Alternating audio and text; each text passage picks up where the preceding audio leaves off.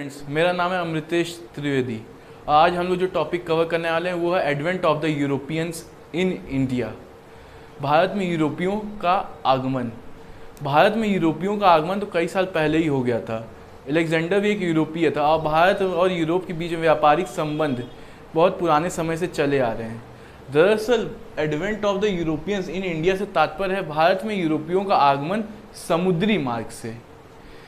दरअसल बात यह है कि 7वीं शताब्दी में जब रोमन एम्पायर का विघटन हुआ तब अरबों ने मिडिल ईस्ट पे के कई इलाकों पर अपना शासन स्थापित कर लिया, जिसके कारण जो यूरोपीय व्यापारी थे उन्हें भारत से व्यापार करने में कई तरह की दिक्कतें आने लगी।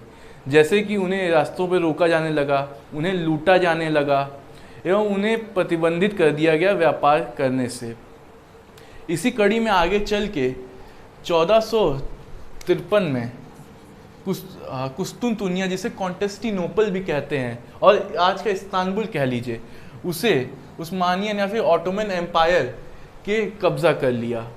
और जो अरब मिडिलमैन से यहाँ पे तात्पर्य है कि उस समय जो अरब थे वह एक तरह से मिडिलमैन का काम कर रहे थे कि वो भारत से मसाले और अन्य सामान लाते थे और यूरोपियों को बेचते थे। अब purpose of the Europeans arrival in India, अब भारत में यूरोपियों का आने का कारण क्या था? वो था ट्रेड, व्यापार। यूरोप एक ठंडा प्रदेश है। कहा जाता है कि वहाँ के ठंडा होने के कारण वहाँ के खाने में मांस का प्रयोग ज़्यादा किया जाता है और मांस को प्रिजर्व करने के लिए एवं उसे पकाने के लिए मसालों की आवश्यकता होती है। इसलिए मसाले वहाँ की आवश्यकता थे, जो कि मसालों की आवश्यकता उनकी भारत से पूरी की जाती थी उस समय। तो ऐसा नहीं कह सकते कि मसाले उनके लिए उपलब्ध नहीं थे, लेकिन उन्हें जो कि अरब मिडिलमैन से मसाले खरीदने पड़ते थे इसलिए वह बहुत ज़्यादा महंगे थे। वह सबके लिए, वो सब लोग उसे अफोर्ड नहीं कर सकते थे। इसलिए यह भी एक महत्वपूर्ण था कि एक नया मार्ग ढूंढा जाए भारत पहुंचने का, ताकि यूरोप और भारत के बीच में सीधे व्यापार हो सके और एंड ऑफ अरब डोमिनियंस, और अरब का जो प्रभाव है व्यापार पे वह खत्म किया जा सके। इसी में आगे चल के हम लोग देखते हैं arrival of the Europeans in India, Bharat में यूरोपियों का आगमन। अब उन्होंने कहा भाई भारत पहुंचे तो पहुंचे कैसे? अब लैंड रूट से तो पहुंच नहीं सकते क्योंकि वहाँ पे उस्मानियन एम्पायर वाले बैठे हुए हैं, आगे चल के अरब बैठे हुए हैं। सी रूट से पहुंचना है, समुद्र के रास्ते। अब उस समय जो परिस्थितियां थी यूरोप में वो थी रिनंसिएशन, यानी पुनर्जागरण की। अब पुनर्जागरण काल से यहाँ पे तात्पर्य है कि उस समय कई तरह की वैज्ञानिक खोजें हो रही थी, साइंटिफिक इन्वेंशंस हुए थे, नए नए डायरेक्शनल डिवाइसेस बनाए जा रहे थे और साथ ही वहाँ पे रिलीजियस रिफॉर्म्स हो रहे थे। रिलीजियस रिफॉर्म्स मतलब वहाँ पे जो प्रथाएं थी चर्च की, उन पर तार्किक तौर पे प्रश्न उठाए जा रहे थे एवं उनसे जवाब लिए जा रहे थे, जिसकी वजह से वहाँ पे समाज में कई प्रकार के बदलाव आए। लोगों की मानसिकता कई तरह से बदली और वह प्रोग्रेसिव माइंडसेट के हुए। एक और कारण था विल पावर, इच्छा शक्ति। अब यूरोपियों के अंदर यह इच्छा शक्ति थी, यह विल पावर या इच्छा शक्ति थी कि वह स्वयं से अपना व्यापार, भारत का रास्ता खोजें, वहाँ से व्यापार करें, नई नई जगहों की खोजें करें और अपने आप को और एक्सपेंड करें, बढ़ाएं। तो इसी पद्धति में आगे चलते हुए भारत में यूरोपियों का आगमन होता है।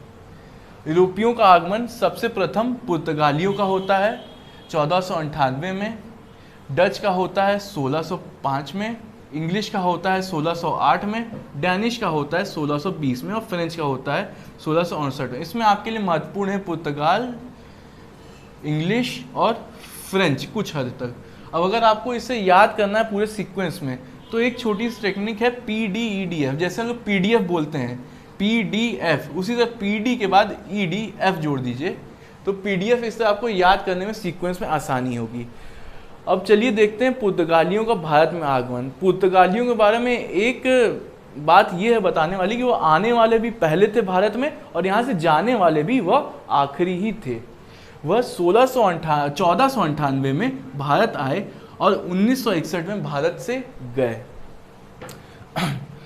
अब पुर्तगालियों को सबसे प्रथम भारत आने के पीछे जो हाथ था वो ये था वहाँ के प्रिंस हैरी का, जिसे द नेविगेटर भी कहा जाता है। उन्हें द नेविगेटर इसलिए कहा जाता है क्योंकि वो समुद्री यात्राओं को लेकर बहुत ज़्यादा पैशनेट थे।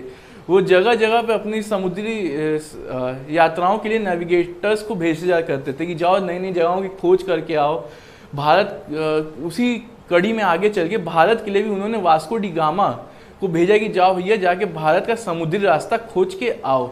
और जो हेनरी द नेविगेटर थे उन्होंने सिर्फ यही नहीं किया, उन्होंने डायरेक्शनल डिवाइस यानी कि दिशा सूचक यंत्र और कई तरह के नक्षत्रों के हिसाब से चलने वाले डिवाइसेस का भी निर्माण किया था। चलिए तो इस कड़ी में आगे देखते हैं वास्को डी गामा को। अब वास्को डी गामा 1498 में भारत पहुंच गए। हालांकि वो 1497 में भारत की खोज पे निकले थे, उन्हें भारत पहुंचने में 11 महीने लग गए। अब वो भारत पहुंचने से पहले वह पहुंचे केप ऑफ गुड होप। अब केप ऑफ गुड होप की भी खोज डिस्कवरी उस बार्थोलोमियो डियाज ने की थी। बार्थोलोमियो डियाज जो कि एक पुर्तगाली ही थे, उन्होंने 1487 में केप ऑफ गुड होप की खोज की थी। अब केप ऑफ गुड होप में वास्को डी गामा को अब्दुल माजिद जो कि गुजराती व्यापारी है वो मिलता है, जो कि उन्हें केप ऑफ गुड होप से भारत के कल्लीकट में लेके आता है। कल्लीकट आज का नाम है, उस समय उसे कत्था कडगू के नाम से जाना जाता था, जहाँ के राजा थे जैमुरिन। जैमुरिन को भी उस समय सामुंद्री के नाम से जाना जाता था। अब कहानी कुछ ऐसी है कि जब वास्को डी गामा भारत पहुँचे तो उनका जैमुरिन के द्वारा स्वागत किया गया। लोग बहुत खुश हुए, व्यापारी नहीं, क्योंकि व्यापारी अरब थे। अरबों ने देखा अरे यार ये मेरा व्यापार यहाँ लेने आ गया, तो वह उतने खुश नहीं हुए। लेकिन फिर भी वास्को डी गामा को जैमुरिन ने खातिरदारी की, मेहमान नवाजी की और उन्हें गुड कार्गो ऑफ स्पाइसेस, मतलब अच्छे खासे स्पाइसेस दिए ले जाने के लिए यूरोप, जिसे वो लेके वापस यूरोप पहुंचे, जिससे उन्होंने 60 गुना मुनाफा कमाया। उसके बाद भैया व्यापारी था तो लालच बढ़ गया, वो फिर से आए।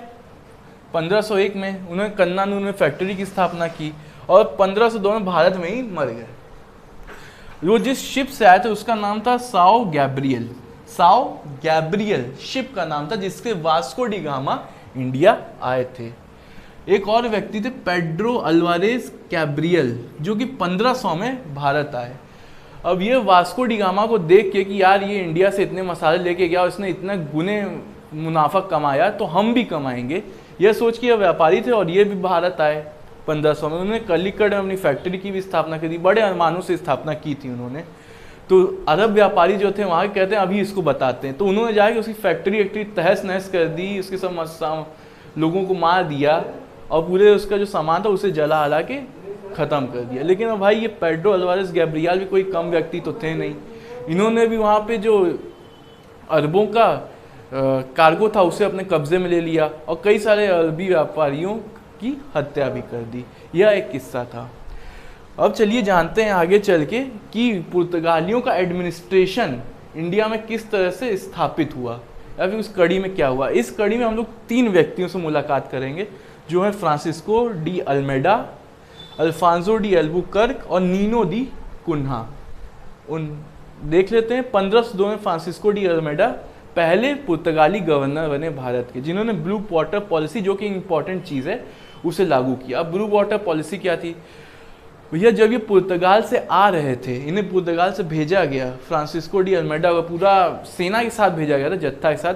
तो वहाँ के राजा का भैया तुम्हारा काम ये होगा, तुम्हें वहाँ पे जाके फैक्ट्रियाँ स्थापित करनी है, अलाविडी में, कन्नानूर में और अन्य 2 जगहों पे, और साथ ही तुम्हें एडेन, हारमूज और मलक्का पे अपना कब्जा करना है, ताकि तुम इंडियन ओशियन के इलाके को अपन कंट्रोल कर सको।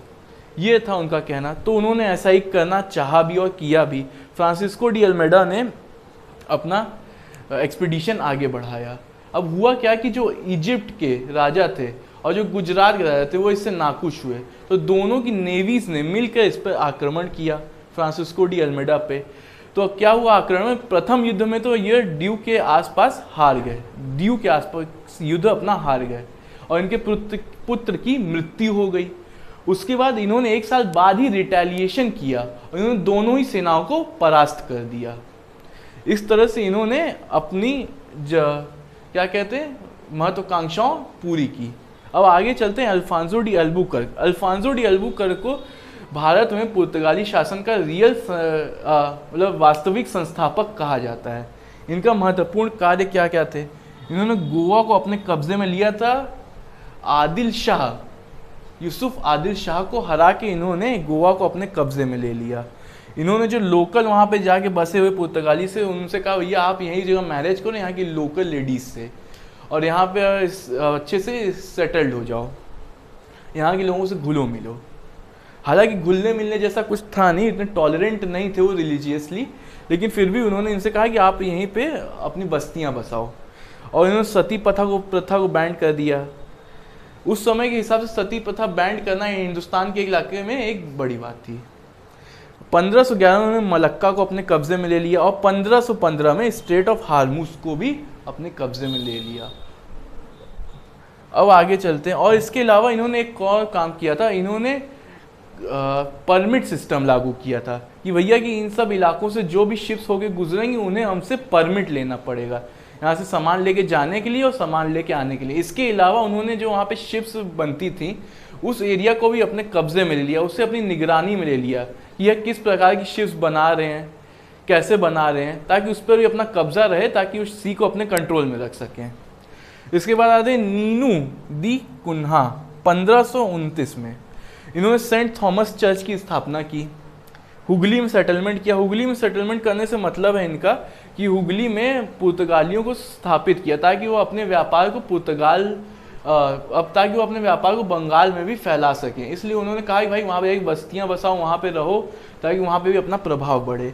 इन्होंने बसैन और दीव को अपने कब्जे में लिया। दरअसल हुआ क्या था कि बहादुर शाह जो कि गुजरात के राजा थे, उनका हुमायूं से उस समय मनभेद चल रहा था, कुछ लड़ाइयाँ चल रही थी, तो उन्होंने पुर्तगालियों की हेल्प मांगी। किसने? बहादुर शाह ने। तो बहादुर शाह ने बदले में उन्हें दमन एंड दीव के अधिकार दे दिए, जिससे वह उस समय कुछ टैक्स प्राप्त किया करते थे और इसे अपने अधिकार क्षेत्र में रखते थे। और इन्होंने क्या किया? गोवा को अपना कैपिटल बना लिया। ये थी इनकी कुछ महत्वपूर्ण बातें। आगे चल के हम लोग इसमें और भी बातें आगे चल के जानेंगे, लेकिन आज की क्लास में इतना ही। धन्यवाद।